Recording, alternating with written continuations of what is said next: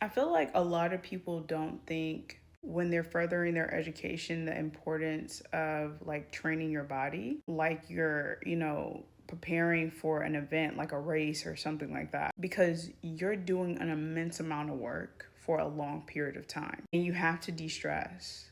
And the importance of like you eating correctly and understanding what food is going to help you have better brain power, have clear thoughts, help you with your digestive system and different things like that is going to help you be able to show up and be more awake and aware in your decisions when you're doing your work.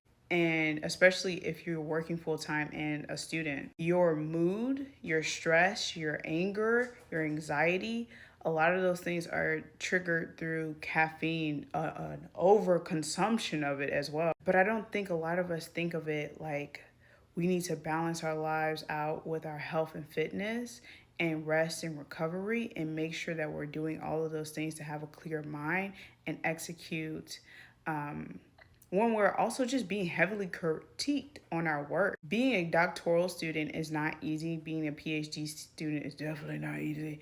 And just furthering your education, getting your master's degree because you're under correction or critique all the time and you're trying something new and the outside world isn't always cheering you on because they kind of think you're dumb for furthering your education and think that everybody is falling into more debt.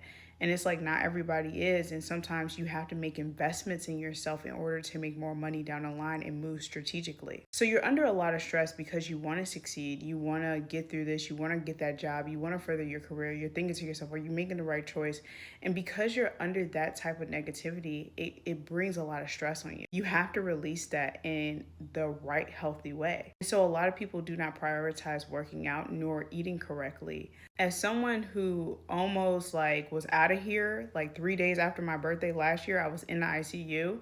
I believe that was just due to stress. I've never really had a break since my getting my bachelor. Even in my gap year, I had to get a job. I had to, get an apartment, find stable living, all this and the third, really do my big girl thing. And I was hit with $10,000 of debt just for my teeth alone, not even to talk about how much it costs to constantly move. Probably close to $20,000 worth of debt in the last 2 years that I've had to pay off. And keeping a sane mind through all of that and maintaining applying to doctoral programs, PhD programs, and getting through my master's was really hard. People think because, somebody is training for a race or Ironman or whatever the case may be, it makes sense for them to eat healthy and train a certain way. But I feel like if you're furthering your education, you need